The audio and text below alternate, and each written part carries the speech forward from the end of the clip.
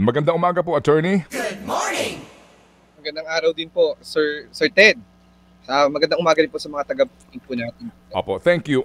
Kayo ho ba'y nag-effort na para humakausap ang sekretary ng DENR? Ano po ang tugon sa inyo? Napakadami na po ng aming communication. Actually kami po, sumulat na rin po kami last year pa dito po sa ating DENR secretary. Ganon din po, kahit ng mga previous rin po, may mga sulat na rin kami. Kaya lang hanggang ngayon po wala pa rin pong tugon at wala pa rin pong konkretong aksyon na ibinibigay po sa amin yung DENR. Lagi sinasabi kasi may meeting po, pag-uusapan, may hinahandang aksyon, pero po yung konkretong aksyon wala pa rin pong ginagawa para po sa mga problema dito sa Ipo Watershed. Opo, sige po. Ano po ba ang gusto ninyong ipaabot sana kay Secretary Yululoy Saga personally? Go ahead po, attorney. Opo, dito po sa amin, kami sa Balagbag Environmental Society Incorporated, humihiling po sana kami sa ating DENR Secretary na sana po aksyonan po yung mga deforestation activities po dito sa Ipo Watershed. Lalong-lalo na po itong Ipo, ang pinanggagalingan ng tubig ng Metro Manila. Sa ngayon po, napakarami na po ng mga illegal settlers, may mga resort owners na rin po na nandito po sa loob po ng Ipo, sa Mount Balagbag dito sa Ipo Watershed.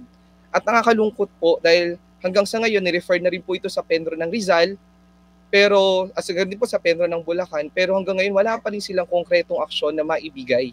Ngayon din po, may pati rin po yung mga levering ng mga deforestation activities like yung mga kaingin, saka yung timber poaching, na lagana pa rin po dito sa loob ng watershed area. Kaya lang po, patuloy po natin na ikipag-communicate, pero hanggang sa ngayon po, sana pakinggan na nila kami. Sana po bibigyan nila kami ng pagkakataon na mai-air sa kanya kung ano po itong mga suliranin na to na hindi naman na-action na ng mga penros sa mga areas concern po. So kung hindi umaaksyon ang mga lokal, itong provincial environmental officers natin, meron bang manlang ASEC o USEC ng DENR na tumugon sa inyo? Kasi kung busy nga si Secretary, kanyang maaaring atasan ng kanyang underlings na siyang umasikaso sa inyo. May ganun ba? Wala po. Actually, wala po. Walang kahit anong response mula po sa DENR Central Office. Yun nga po yung nakakagulat. Akala nga namin kami lang yung ganun. Pero nung nagkaroon po ng mga pagpupulong o conference itong mga environmental defenders dito sa ating bansa, so nalaman namin na pare-pareho pala kami ng sitwasyon gaya po sa Masungi Geo Reserve na hanggang ngayon ay ini-ignore pa rin sila ng DENR. Ganon din po doon sa Sibuyanon. Ganon din po, ini-ignore din po sila ng DENR. At wala pong action din sa mga problema nila sa mga respective provinces and jurisdiction po na kanilang pinangangalagaan. Ano po ang danger ngayon sa hindi pagpansin sa inyo? Sa inyong particular pong lugar na binabantay, ano po ang danger na ano po ang maaring ibunga nito pong kawalan po ng aksyon ng DENR sa inyong mga reklamo, attorney? Gaya po na sinabi ko, ang Ipo Watershed po ang pinanggagalingan ng tubig ng Metro Manila. Ito po, sa ngayon po, di ba, nararamdaman na po natin yung epekto nito dahil nga po, continuous po yung ating El Nino. At kung papatuloy po itong deforestation, wala na pong puno, patuloy pero illegal setting, baka po wala na pong maisupply na tubig yung ating dam. Bakit po? Dahil sa mga puno, di ba, dyan po nanggagaling yung tubig na isinusupply para sa ating dam. Ngayon kung puro bahay na, puro establishment na yung nandun dahil sa mga illegal settling, ang mangyayari po, mako-contaminate pa po yung ating tubig na iniinom. Dahil lahat po ng mga waste nila, papunta po yun lahat sa dam. Yun po ang nakakalungkot, nakakatakot na maaari po na mangyari sa atin. Baka po nakaligtaan yung attorney, kasi nga ito'y watershed, so ito po'y magdudulot din ng mga pagbabaha sa kapatagan, Kasi nga mawawala yung proteksyon po, ng kabundukan, attorney. Yes po, Sir Ted. Actually, yan po rin sa dahil nga po bumababa yung capacity ng dam dahil nga po sa mga landslides, sa mga tinatawag nating siltation. Na maayos ng tubig yung ating dam. Okay, opo. Sige po. Attorney, pwede bang sa inyo na humanggaling itong inyong manifesto?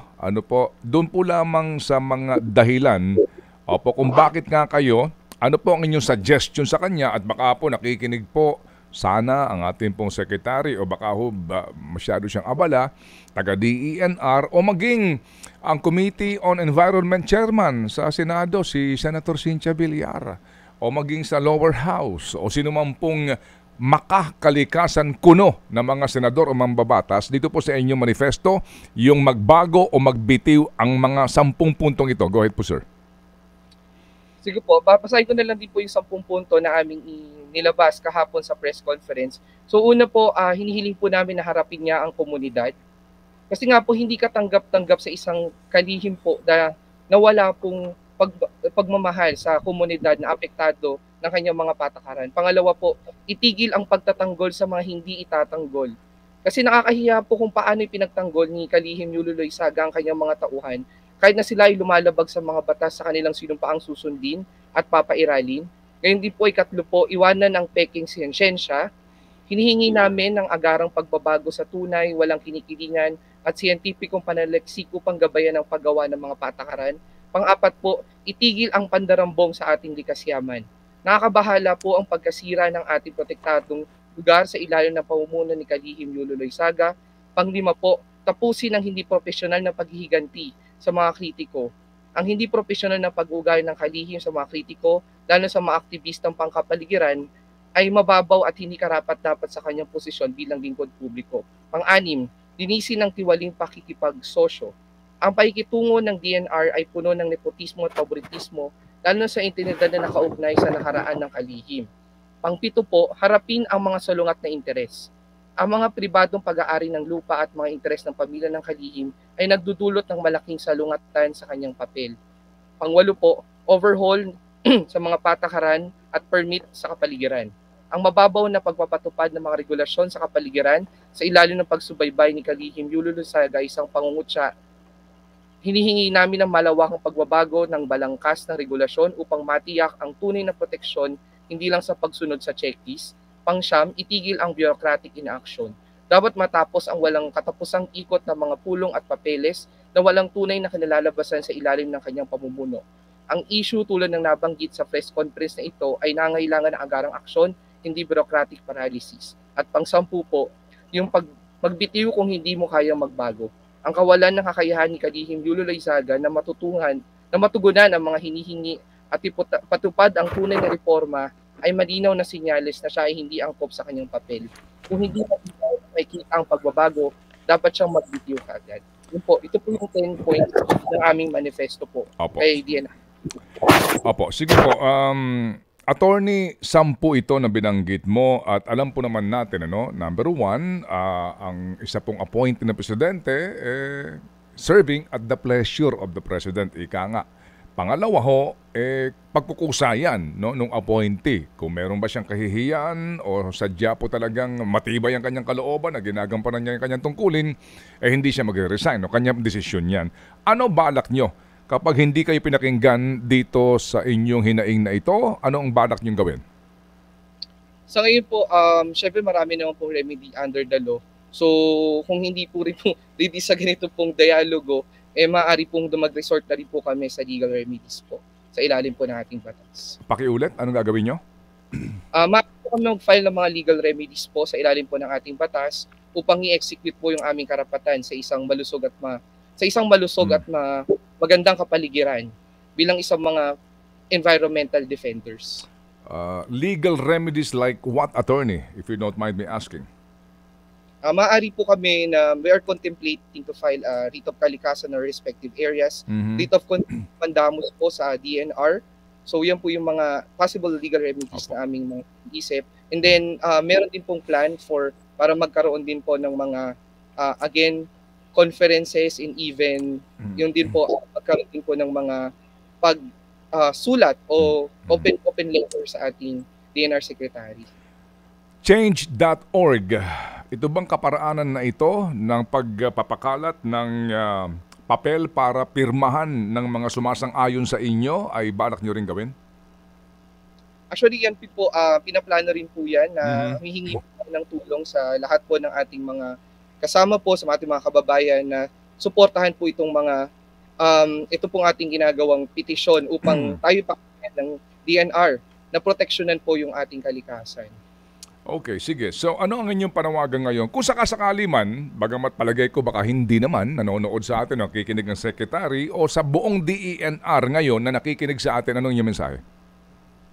Ang mensahe lang po namin dito po sa DNR, sana po ay pakinggan ninyo ang aming mga complaints. Sana po pakinggan po ng ating DNR Secretary ang mga hinaing ng mga environmental defenders, lalong-lalo na sa mga problema hinggil sa usaping pangkalikasan, sa quarry, sa mining, sa deforestation activities, sa mga illegal settlers, sa land grabbing. Napakarami po ng problema ng ating kalikasan. Actually nga, kung makikita nga po natin sa trending ngayon, sa 2023 statistics, sa ibang mga bansa po, pababa po kanilang deforestation. Samantalang po sa Pilipinas, tayo ay papaakyat.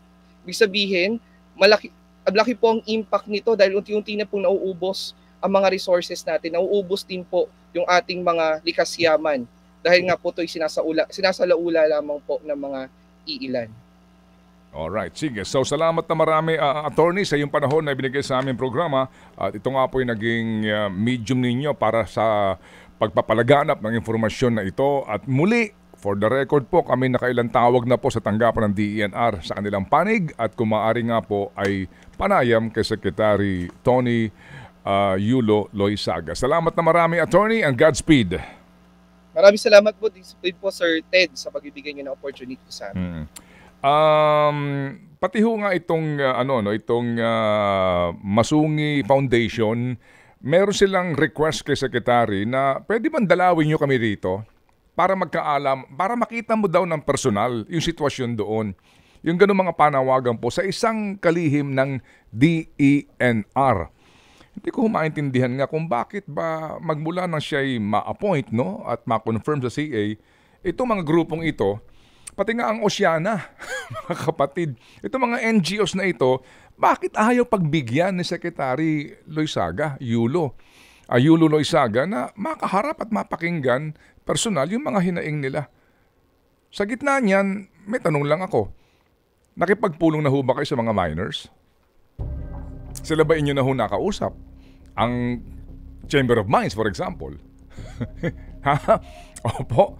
Hindi ho ba? Anong mga grupo ito na naghayag ng kanila pong damdamin laban sa sekretary ng DENR? Cha? Ang ilan sa mga 4 na grupo ito, Sibuyanons Against Mining. Ito yung sa Romblon. Kasama din dyan ang Masungi Geo-Reserve Foundation, ang Balagbag Environment Society, at ang Protect the Northwest Panay Group. Ayan, Defenders, Environment Defenders. Opo. Kasama rin po sila. Maging ang Philippine Miserior Partnership. Well, baka naghihintay pa siya na pati itong grupo ho ng Oceana at iba't iba pang grupo sumama sa manifesto. Uli, mga kapatid,